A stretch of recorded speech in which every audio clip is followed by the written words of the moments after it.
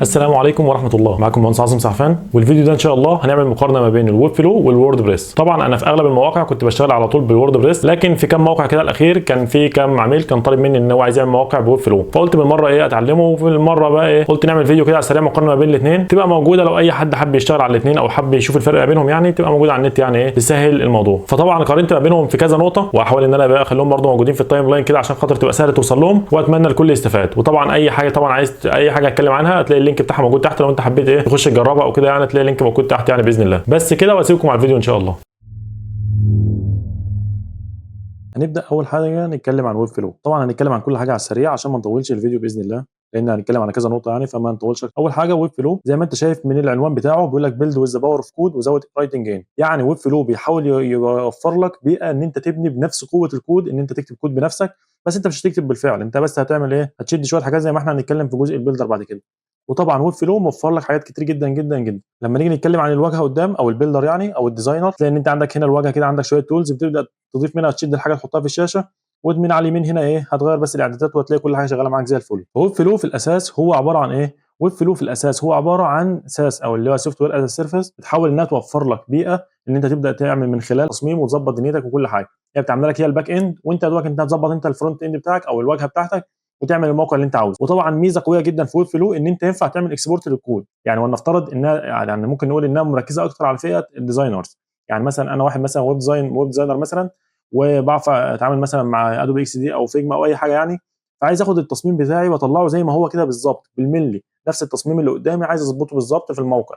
ففي الحاله دي استعمل ويب فلو ان انا احط كل حاجه انا عاوزها بالانيميشن اللي انا عاوزها بالانتراكشن، كل حاجه بتتظبط في ويب فلو بالسنتي بالظبط يعني. فدي كده بالنسبه للويب فلو. على الجانب الاخر بقى لما بنتكلم عن وورد بريس، وورد بريس ذات نفسها خلي بالك احنا لو انت خدت بالك هتلاقينا بنتكلم عن وورد بريس دوت اورج، هتلاقي ان هو بيعرف لك الموضوع ان هو اوبن سورس بابلشنج بلاتفورم. طبعا ديت لازم تبقى مركز عليها جدا. بس وورد بريس ده بشكل عام حاجه كبيره جدا، هو عامل كده زي زي مثلا تقول مثلا نظام ويندوز او زي اندرويد، انت بتجيبهم اصلا يبقى هم النظام بتاعك، بس انت عشان تعمل حاجه على الويندوز او عشان تعمل حاجه على الاندرويد انت بتسطب البرامج اللي انت عاوزها عليه وتخليها تهيئها تعمل لك اللي انت عاوزه. يعني وموقع زي يعني لو عملت موقعك مثلا بورد بريس، انت مش متحدد ان انت تعمل مواقع معينه او كده. انت بورد بريس ينفع تعمل مثلا موقع تعليمي تحط عليه كورسات، ينفع تعمل موقع متجر الكتروني، ينفع تعمل مثلا مدونه، كل حاجه تنفع تعمل بورد بريس. بس في حاله كل حاجه انت عاوز تعملها هتجيب القوالب اللي تنفع معاها وتضيف الاضافات او البلجنز اللي تساعدك ان انت تعملها. فطبعا وورد بريس في الموضوع ده اقوى بكتير. بس لو انت هتقارن ما بين الاثنين، اي مثلا انت حابب مثلا تعمل موقع مثلا بورتفوليو ليك او حاجه مثلا مميزه للشركه بتاعتك او كده، كل الكلام دوت هيتعمل بويب فلو اسهل. مش هقول اسهل قوي، بس في نفس الوقت هتبقى الموضوع هيطلع بشكل شياكه او احترافي اكتر باستعمال ويب فلو.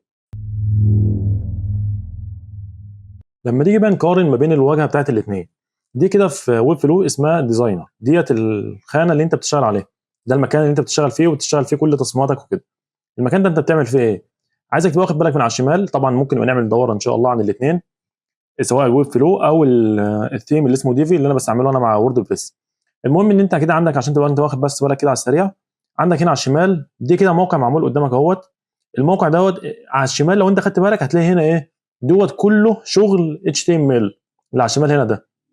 عايز تضيف اي خانه، ولنفترض انت عايز تضيف مثلا حاجه معينه، هتعمل اد اليمنت من هنا وتختار اللي انت عاوزه. طبعا الحاجات اللي قدامك هنا دي كلها لو انت عارف اتش تي ام ال هتلاقي الموضوع سهل.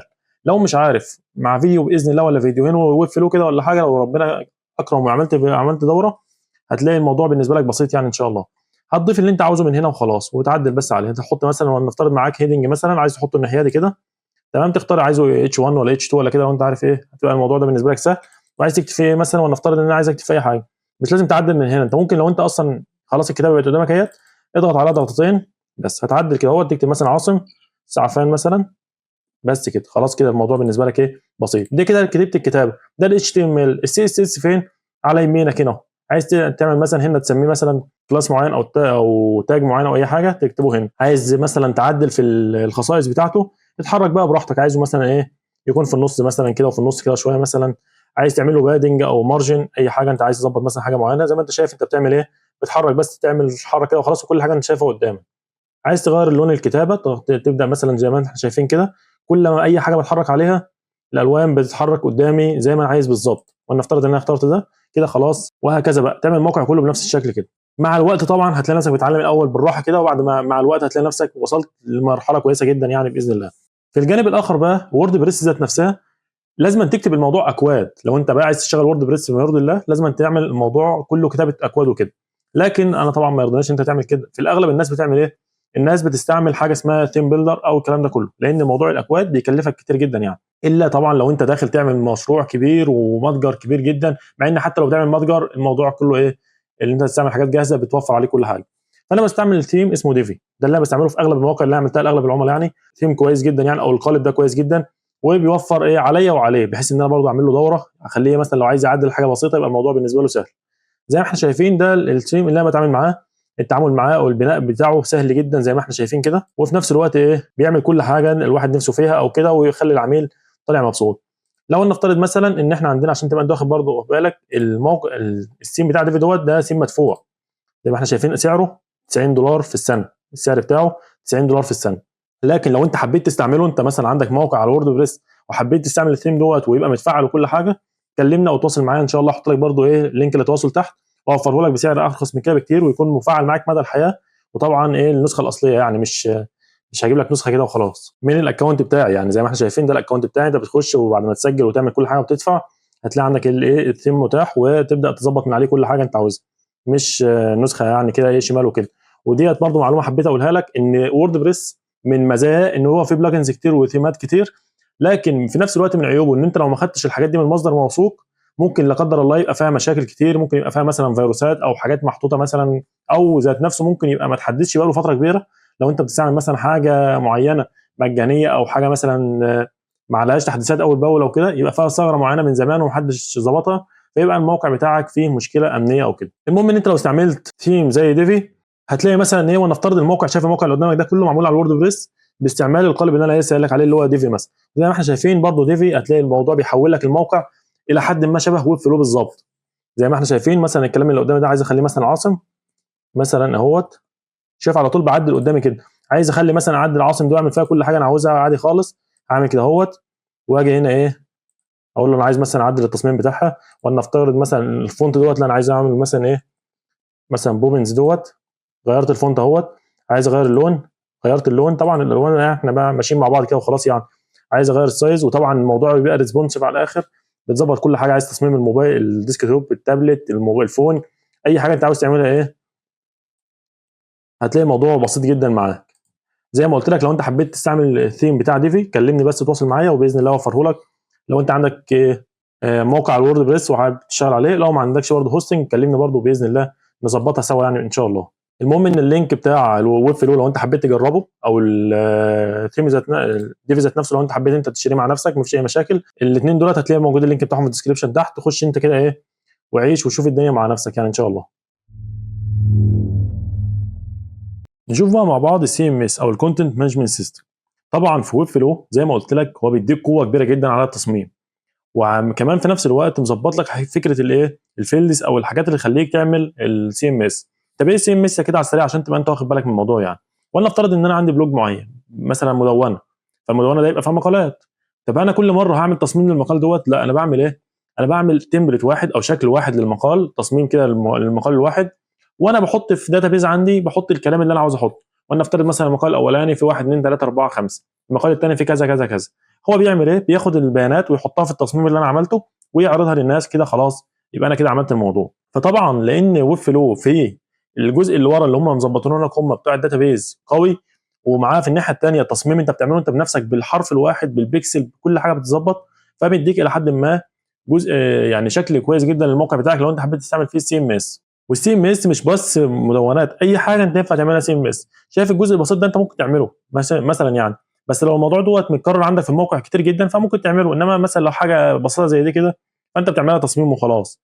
انما زي ما احنا شايفين دي كده ايه الشغل بتاع الويب فلو في المواقع. وطبعا في الناحيه الثانيه بيديك برده حاجه اسمها اديتور، بحيث ان انت لو حبيت تظبط اي حاجه يبقى الموضوع التعديل عليها سهل جدا يعني. ده كده بالنسبه للويب فلو. بالنسبه بقى للوورد بريس، فالوورد بريس اساسا معمول اصلا للموضوع ده، موضوع السي ام اس ده. فهتلاقي السي ام اس في وورد بريس زي ما قلت لك الوورد بريس ذات نفسه ايه هو مكان بس تشتغل عليه زي الاندرويد كده او زي الويندوز. فالبلجنز بقى اللي انت ممكن تضيفها تلاقي ان انت ممكن تعمل بيها كل حاجه برضه. حاجه زي مثلا بلجن اسمها اي سي اف مثلا هتديك اللي هي حته الفيلدز او تظبط لك حته البيانات اللي انت ممكن تدخلها والكلام ده كله، وهكذا بقى. عندك حاجات كتير جدا تخليك تعمل CMS او مواقع مثلا، تعمل لك كل حاجه في المواقع بتاعتك بسهوله جدا. وطبعا زي ما قلت لك انها بس في حاجات اللي هي مش زي البلوج مثلا او المدونات والحاجات دي، لا انت مثلا ونفترض ان انا عندي مثلا هنا مثلا في الثيم بتاع ديفي مثلا عرض لك الحاجات اللي انت ممكن تستعملها في ديفي، فهو مثلا عامل لك ايه الحاجات دي كده. طبعا في الحاله دي انت هتقف بس كده مثلا، يعني هو طبعا مصمم التصميم بتاعه ان هو مثلا انت هتيجي تقف بس كده، هيوريك شكل مثلا شكل البلوج مثلا ممكن يبقى عامل ازاي. البار كاونتر مثلا نفس النظام. في الحاله دي ايه اللي ثابت؟ اللي ثابت ان انا عندي تصميم معين اهو. انا بقى بعمل ايه؟ بحط مثلا ان انا عايز ايه، احط هنا الخانه دي مثلا فيها البار كاونتر مثلا، الكلمه ديت والتفاصيل بتاعتها هنا، واللوجو اللي هنا ده عايزه يتغير، وفي نفس الوقت الشكل ده عايزه يتغير. لكن لو انت خدت بالك التصميم اللي هنا ده شبه التصميم ده شبه التصميم ده، يعني نفس الحاجات بس باختلاف البيانات ذات نفسها اللي موجوده. فدي ممكن اعملها كده ببساطه باستعمال الايه، ممكن اعملها ببساطه باستعمال CMS، لانها هتتكرر اكتر من مره، فمش معقول هقعد اصمم كل واحد فيهم لوحده، لا هعملها مره واحده، وطبعا هي هتنتشر بقى وتظبط لي ايه الشكل ده. فهي في الحاله ديت عشان تبقى انت واخد بالك، هي موجوده في الووردبريس وموجوده في ويب فلو. طبعا ووردبريس ممكن ياخد الموضوع لحته اكبر شويه لو انت قاعد تستعمل بلجن مختلفه طبعا وكل حاجه. طبعا البلجنز ديت بيبقى فيها حاجات مدفوعه كتير وفيها حاجات مجانيه، لكن ممكن لو الموضوع كبير بووردبريس تعرف تعمله. الموضوع مثلا لو حاجه بسيطه تعرف تعملها بويب فلو، بس هتطلع لك بشكل احترافي جدا. تعالى بقى مع بعض نشوف حته الهوستنج. الهوستنج ذات نفسه عشان تبقى انت واخد بالك، انت بعد ما بتخلص الموقع، وده طبعا ميزه قويه جدا في ويب فلو، ان انت بتصمم موقعك الاول وبعد كده بتنشره. ونفترض ان انا عندي موقع الويب فلو، انا بعد ما اخلص التصميم بتاعه كله اضغط على زرار كده بيبقى موجود فوق اسمه ببلش، اضغط عليه كده خلاص الموقع اتنشر. بس عشان انشره على الويب فلو بدفع طبعا رسوم او الفلوس ديت للاستضافه. وطبعا هي الفلوس اللي قدامنا ديت يعني على حسب الباقه اللي انت عايز تاخدها. ونفترض مثلا انت عايز تاخد الباقه مجانيه، مش هتعرف تعمل الدومين بتاعك ايه، ونفترض مثلا عاصم سعفان دوت كوم، لا انت يبقى اسمك لازم يكون فيه ويب فلو دوت اي او الكلام ده يعني.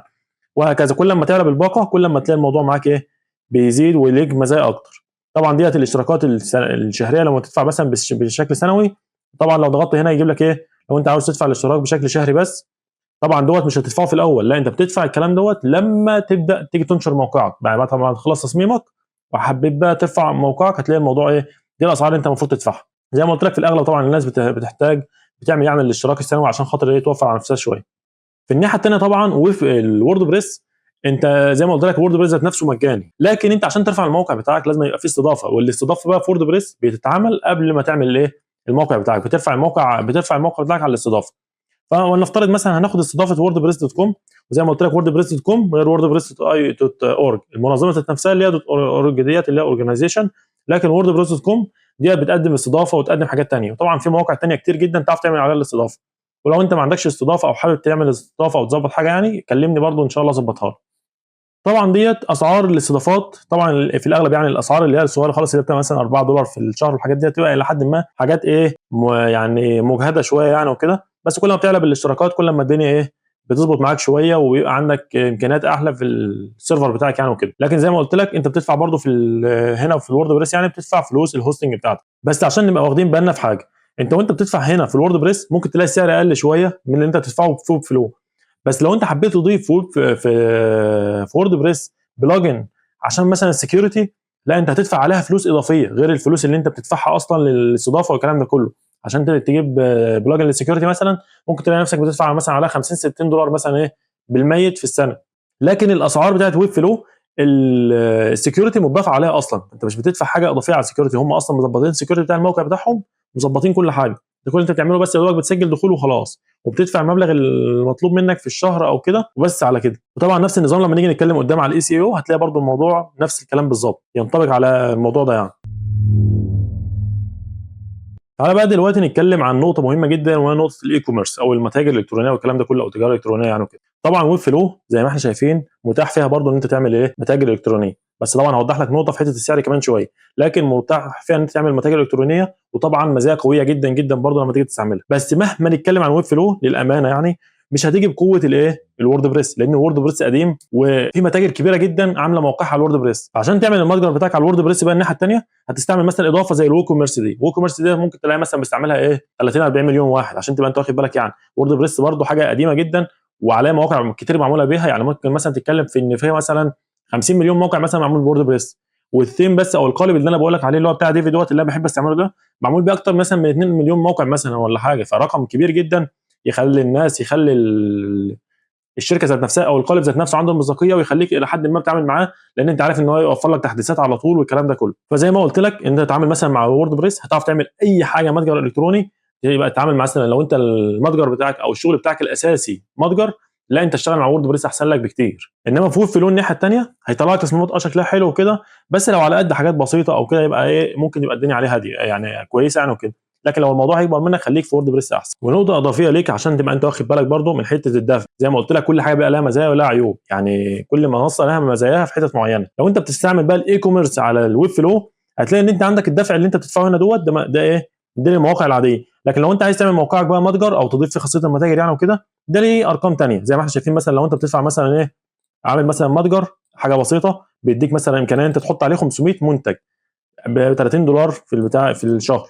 فطبعا الى حد ما الارقام، لو انت مثلا بتبيع 500 منتج هتلاقي 30 دولار بالنسبه لك مش رقم كبير، ومش هتحتاج ان انت تروح للفئه الاكبر منها، لان ده بيتكلم لو انت عندك 5000 منتج. ففي الحاله دي انت مش هتحتاج ان انت توصل لها الا لما توصل الارقام دي اصلا. ففي الحاله دي الى حد ما الاول واحده ديت يعني هتظبط لك الدنيا كلها يعني ايه من غير اي مشاكل. بس زي ما قلت لك للامانه طبعا الووكوميرس او تستعمل وورد بريس يعني في المتاجر احسن بكتير، وانت طبعا ليك حريه الاختيار تختار اللي انت عاوزه. لما نيجي نتكلم بقى عن جزء الاس اي او او السيرش انجن اوبتمايزيشن، طبعا الفايده منه طبعا ان انت تعرف تظبط موقع مثلا الموقع بتاعك او شكل الموقع بتاعك مثلا لما تحب تنشر لينكات مثلا على وسائل التواصل او كده. في نفس الوقت بيساعدك في ان الموقع بتاعك يبدا يظهر في نتائج البحث عند جوجل او اي منصه بحث يعني او كده. كل ده بيتم عن طريق ان انت تظبط الاس اي او بتاعتك. فلو انت بتستعمل ويب فلو هتلاقي الموضوع بالنسبه لك كل الحاجات اللي انت محتاجها عشان تظبط الاس اي او مدمجه معاك تبع الحاجات اللي انت خلاص الاشتراك اللي انت دفعته ايا كان ايه الاشتراك، الحاجات دي كلها متظبطه فيه. فدي طبعا جزء من اللي انت دفعته خلاص، ما بتدفعش على اي حاجه ثانيه، وبتظبط كل حاجه انت عاوز تظبطها في الاس اي او. على الجانب الثاني بقى لو انت حبيت تستعمل او تظبط الاس اي او بتاعتك على الورد بريس، طبعا الورد بريس برضه للامانه قديم جدا في المجال، فجوجل اساسا عارفه تظبط الموقع بتاعك وعارفه تظبط كل حاجه في لاي موقع معمول بورد بريس. لكن انت عشان تظبط الاس اي او بتاعتك مثلا في وورد بريس بتحتاج تستعمل زي ما قلت لك ايه اضافات. فاشهر اضافه مشهوره يعني في حوار الاس اي او او كده في حاجه اسمها يوست اللي قدامك دي، ودي طبعا اضافه مجانيه من خلالها طبعا تقدر تعمل كل اللي انت عاوزه من غير اي مشاكل، لكن بتديك ايه الى حد ما 90% من اللي انت محتاجه. اغلب المواقع بتحتاج الاضافه المجانيه وخلاص، لكن لو هتحتاج تعمل شغل اعلى من كده مثلا وعايز تظبط كل حاجه بقى في موقع الورد بريس بتاعك، بتاخد منها ايه البلجن او الاضافه المدفوعه. في الحاله ديت بتروح للاضافه المدفوعه، والاضافه المدفوعه زي ما احنا شايفين قدامنا مثلا حوالي 99 دولار في السنه، يعني برضو ايه من غير الضريبه كمان وكلام من ده. هتلاقي نفسك بتخش في ارقام ثانيه، وطبعا دي ميزه قويه جدا بالنسبه للويب فلو ان هم ضامنينها لك ضمن السعر. يعني انت لو قعدت تحسب مثلا انت عايز تعمل مثلا تظبط الاي سي او بتاعتك وتظبط مش عارف السكيورتي بتاعتك مثلا، وهتجيب بلجن لدي وبلجن لدي، هتلاقي ان اسعار ويب فلو بالنسبه لكل دوت ممتازه جدا. لكن برضو للامان اغلب المواقع مش بتحتاج اساسا مثلا بلجن قويه جدا في السكيورتي او انها تشتري مثلا الجزء المدفوع للاي سي او او كده. فالحاجات البسيطه الى حد ما بتخلي برضو سعر موقع الورد بريس الى حد ما ابسط من ان انت تستعمل ويب فلو. لكن زي ما قلت لك لو انت مهتم بالسكيورتي، طبعا اي حد يبقى مهتم بالسكيورتي وبالذات لو الموقع بتاعه في حاجات مهمه، ففي الاغلب هيتجه لويب فلو في الحاله دي. في النهايه انا حابب بس اقول كام معلومه كده على السريع. اول حاجه طبعا ويب فلو معموله في 2013، فلسه الى حد ما الموضوع فيها الى حد ما بيتطور مع الوقت وبيزيد. يعني انا طبعا لما كنت استعملتها اول مره كان الموضوع في حاجات كتيره جدا ناقصه، يعني الموضوع ده مثلا من حوالي 2019 او كده كان في حاجات كتيره جدا فيها ناقصه، وكنت حاسس ان المنصه يعني لسه ايه يعني ما فيهاش الى حد ما انتجريشنز او ارتباطات مع حاجات قويه يعني وكده. لكن الوقت لحد ما وصلوا لمرحله قويه جدا، وطبعا لسه مستمرين وهنشوف لسه قدام ايه الوضع هيبقى عامل ازاي. لكن طبعا لسه ناقصهم حاجات، يعني فكره مثلا انت لو حبيت تعمل متجر الكتروني عندهم هتلاقي ان في وسائل دفع لسه مش موجوده او لسه مش متاحه ان انت تعرف تربط بيها زي وورد بريس مثلا هناك. لا هتروح على طول المتجر هتروح لورد بريس وهكذا. في حاجات برضو ايه عندهم لسه فيها نقص، لكن اغلب المواقع العامه 99% اللي الناس بتستعملها، سواء واحد مثلا عايز يعمل مثلا بورتفوليو، واحد عايز يعمل مثلا ولا افترض مدونه، واحد عايز يعمل موقع للشركه، عايز تعمل موقع للشركه تعرض عليها شغلها، تعرض مثلا على شغلها والكلام ده كله، طبعا ويب فلو ممتاز في الحاله ديت. وورد بريس برضو يقدر يعملها بكل بساطه، يعني الحالتين يعرف يعملهم بكل بساطه. فانت على حسب اللي انت عاوز تعمله ممكن تختار اللي انت عاوزه. طبعا في منصات تانية كتير غير ويب فلو برضو بتعمل مواقع زي فريمر وحاجات تانية مثلا ممكن تستعملها، لكن زي ما قلت لك انا بس بقرر لك المره دي ما بين ويب فلو لانه هو حاليا ايه يعني ترند شويه، والوورد بريس لانه هو من زمان ومستعمل في مواقع كتير جدا. وانا بقول لك حتى الان اي مثلا عميل بيبقى طالب مني موقع، فانا عشان ما ازودش مثلا الحاجات اللي عنده يعني كتير وما ازودش عليه الدفع وكده يعني، فانا بضطر ان انا اروح معاه الوورد بريس. وزي ما قلت لك لو انت عندك موقع وورد بريس وحبيت تسطب عليه او تثبت عليه الثيم او القالب بتاع ديفي، اتواصل معايا وباذن الله هثبته لك على الموقع بتاعك وافعله لك كمان، بحيث ان انت ينفع تستعمل كل التمبلتس اللي ديفي بتوفرها. يعني طبعا زي ما احنا شايفين كل الاشكال اللي قدامنا دي اشكال مواقع ينفع لو انت استعملت القالب بتاع ديفي ينفع تاخد اي شكل من دول اصلا وتعدل عليها على طول من غير ما انت تعمل ايه، من غير ما تبني موقع من جديد. يعني لو مثلا ونفترض انت عايز ان انت مثلا شخص شغال اي شغلانه، ونفترض زي ما احنا شايفين مثلا ايه، ده راجل مثلا سياسي عايز يعمل موقع، في الحاله دي انا ينفع اخد الموقع اللي قدامك ده كده على طول، اغير بس البيانات اللي فيه واغير الالوان اللي فيه واغير الخطوط وكل حاجه، يبقى باين ان هو موقع جديد. وطبعا موقع مش هيعمل حاجه، كل دوت تبع الاشتراك بتاع ديفي. زي ما قلت لك لو انت احتجت ديفي انا ممكن اسطبها لك، حد يعني تبعي يسطبها لك ويفعلها لك كمان، ويبقى الموضوع كله بالنسبه لك تمام. لو حبيت تجرب ديفي او حبيت تجرب ويب فلو، الاثنين اسيب لك اللينكات بتاعتهم تحت في الديسكربشن، خش انت وعيش. وطبعا الاشتراك يعني التسجيل على ويب فلو اصلا مجاني، فانت ممكن تخش تجرب المنصه مع نفسك كده وما بتدفعش الا لما تيجي تنشر الموقع بتاعك. لكن ديفي لو حبيت تشتغل معاها هتخش هنا كده، لو حبيت يعني تجربها انت من غير ما تدفع حاجه خالص هتخش هنا كده وتنزل تحت قدامك كده هتلاقي ايه، تراي ذا فري بيلدر ديمو. هيفتح لك صفحه زي دي كده بقى ايه، ممكن تقعد تلعب فيها براحتك وتتعلم ديفي او تشوف مثلا ماشي معاك ولا لا، وتكون ايه ظبطت كل حاجه مع نفسك يعني. بس كده اتمنى طبعا تكون استفدت من الفيديو. لو عجبك الفيديو ما تنساش لايك يا جميل والاشتراك في القناه، ولو عندك اي استفسار بخصوص اي حاجه انا اتكلمت عنها اكتبها في الكومنت تحت يعني، وباذن الله ارد على اي سؤال يتكتب تحت يعني. بس